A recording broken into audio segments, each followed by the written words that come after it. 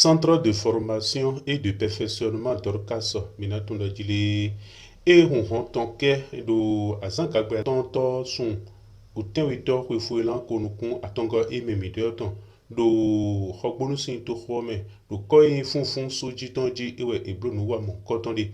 Bon, nous voyons Minatunda Medjili. O yeme yin kan lobo yin alonozo adolescent kan yare yade et du hogbonusin kamele yeme pacheni chambre chambre de métiers de l'artisanat du Bénin, troisième vice-président Milaho Élysée Avanchede au Epiphane Houtenu au Kotanu et une présidente collectif Hogbonuton au Synapsi, au vice-présidente Awe Home, il me bien fait ce bout de finir. Bon, et nous, nous avons même pour aux familles, accord, à ce vie, pour nous, il y a de mes bien finir. Bon, mais, bon, mon coton, nous avons au Tossa Honorine et au Tossa Sin Acier. Ouais, ce roublon, nous, mon coton.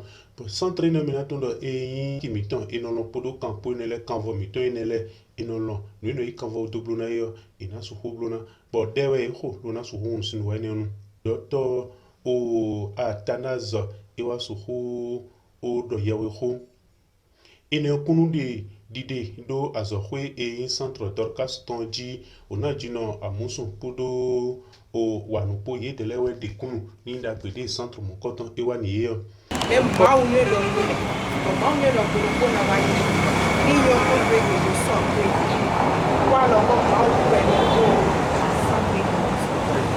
do ye no fi ma ya do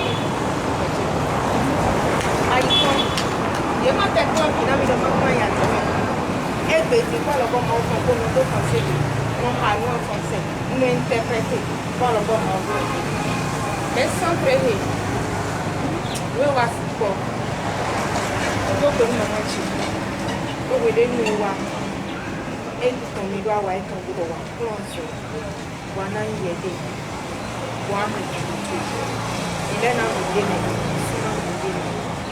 ko ro azon le ni to mo ko tira ko ajo wi le no wa ase de ko a ko e ni ase de wa ko o de sa to ka wa o so e ma de ka de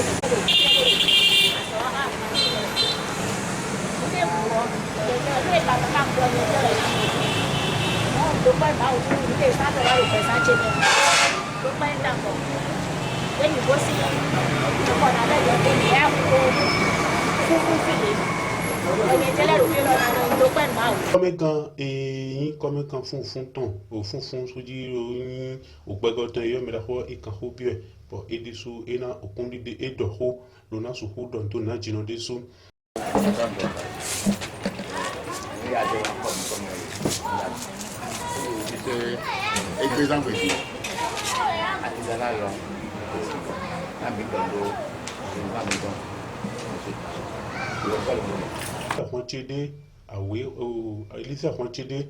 Epiphane Houtenu, un peu de président collectif il a sous haut de haut. Grande est ma joie de constater qu'elle n'est pas seule, qu'elle atteint ses objectifs, qu'elle accompagne aussi le gouvernement dans ses objectifs, en particulier la Chambre des métiers. Ça devient carrément l'un des leviers du développement de l'artisanat au Bénin. C'est une joie pour nous quand on parle de Dorcas, quand Dorcas a traversé les frontières. Tel que vous le savez, aujourd'hui tous les regards sont tournés vers l'artisanat. Et on sait que aujourd'hui, même si vous mettez votre enfant à l'école, il faut le professionnalisme. Il faut que chacun sache faire quelque chose pour pouvoir déjà commencer à joindre les deux bouts. Je crois que c'est dans ce cadre que Dorcas est en train d'œuvrer pour remédier au chômage au Bénin. Vous avez entendu ce que la dame vient de dire, que c'est grâce à Dorcas qu'elle ne contracte plus de crédit. Ça fait du bien. C'est beau à entendre. Je crois que c'est l'objectif même de la Chambre de métier que nous représentons et son objectif c'est de faire la promotion des œuvres du Bénin, les made in Bénin.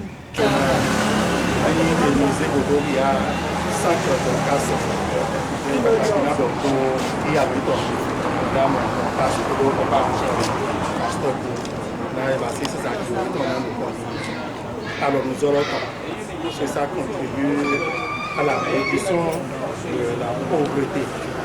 Nous avons seulement un témoignage, c'est de Maya, c'est maintenant. À mon dos, moi, il y a un temps. Et nous avons terminé les meetings de l'été. Et ma casse, nous avons trouvé. Nous avons centre de l'homme, nous avons content dans l'air.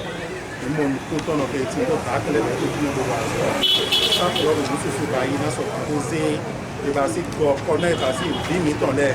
Son nom de maman, et nous avons mis au jour. Et vous pouvez les couper les peaux. Moyi, et parce que comme on doit alors qu'on a eu des blessures, et les raisons pour que nous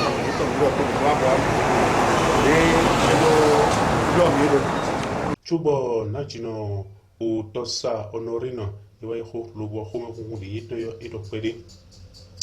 Bah, Souton, Tosa, Pasteur Tosta, et dessous et de Hoube. Notre présence ici, c'est Dieu qui l'a. Merci à Dieu pour tout ce qu'il a fait dans l'invisible que nous n'avons pas vu. Avant que nous soyons ici, je veux dire merci à Dieu et dire merci à tous les responsables au niveau de l'artisanat.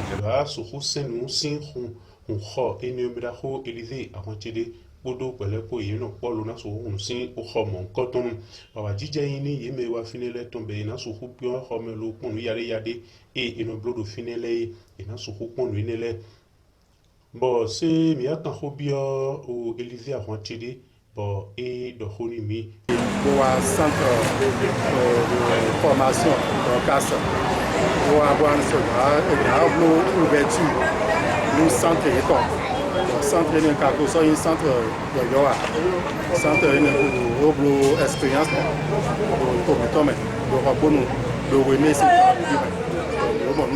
centre de Tomé. Donc, il va avoir nous donc, il y a quand même des voir nos couteaux. Il va avoir centre de pied, le réseau à Taosin, comme le pied, il va voir nos couteaux. Il va essayer quand j'ai beau.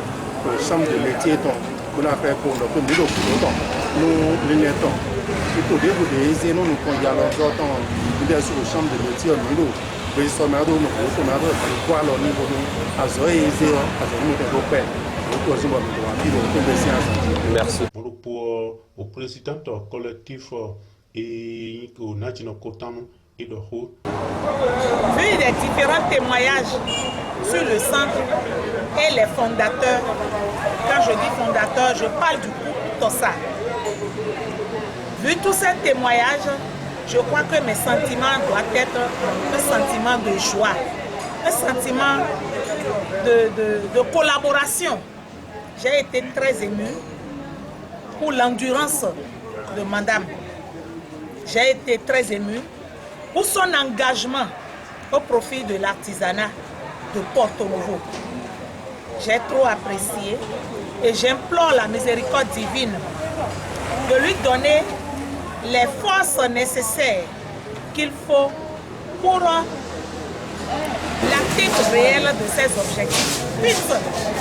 Pour dire à la population de Porto Novo, en particulier de Kumpum, les femmes, après leur ménage, peuvent visiter le centre.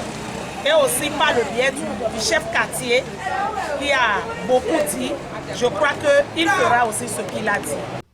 Awekome Félicienne et des sous et de Hochu. Là, ils sont de bon poids, là, il y a quoi, et non, azoto, macramé, mais et non, bah, tissage, et non, bah, un peu de tout.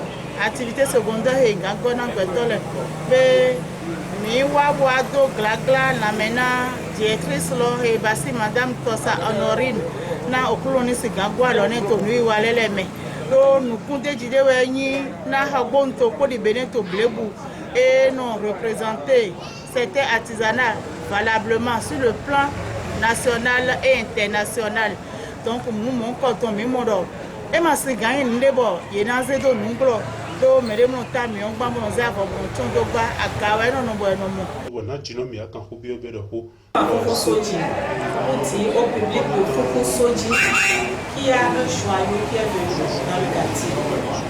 Une bonne chose qui est venue dans le quartier pour permettre à toutes les femmes, celles qui ont une activité génétique de revenus, de se rapprocher de ce centre. Parce qu'avec le centre COCAS, vous allez savoir non seulement à faire quelque chose dans la vie pour devenir autonome, pour être une femme active dans la société, mais en plus de ça, vous pouvez participer à la vie de votre foyer. Vous pouvez aider votre époux, vous pouvez aider les enfants financièrement, matériellement et tout.